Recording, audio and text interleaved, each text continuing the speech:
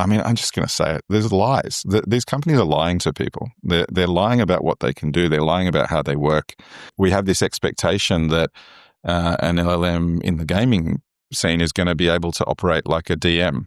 It's not. It's fundamentally not a capability of the architecture of a large language model. When you consume a lot of AI media, AI synthetic media, you start to see the patterns. A guy called Einar Host from Norway put together a short presentation on why your talk wasn't accepted to his conference. And the advantage he has is that he's seeing the volume.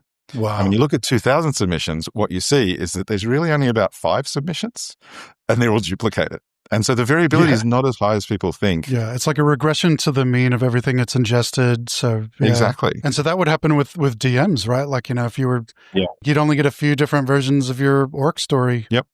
Honestly, it's going to get very boring. With LLMs, as with image models and a lot of this stuff, when I think about who actually wants a regression to the mean, it tends to be more on the upper, like AAA scale stuff where, a regression to the mean is almost synonymous with risk aversion. Whereas like in the indie space, like I'm not too worried about it because in the indie space, like originality is currency, if that makes sense. Look, I think much like we talked about with coding before, I definitely think that an artist with creative sensibilities and a sort of a notion of what they want can wield an LLM like they would a real or digital paintbrush, right? Like they can guide it, and it's actually pushing the model away from the regression to the mean by kind of crafting the prompts in a way that like pushes the they call it activation space into like different parts of the model that aren't as frequently activated. Well, it's almost each like sub prompt is almost its own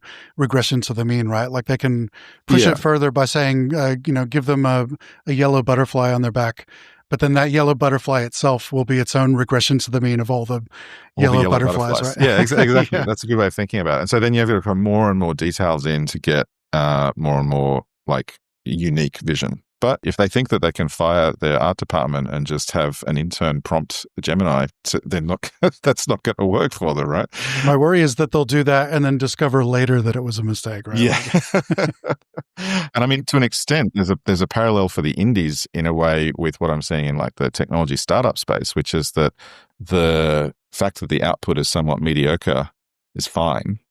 Because it's better than nothing, and it's better than what they would have been able to do on their own. If it's a regression to the mean, but you're starting below the mean, then a regression to the mean is better than what you would have done anyway. Good point. But are you going to produce as good a game as someone who is a really creative artist, or in partnership with someone who's a really creative artist? I don't think so.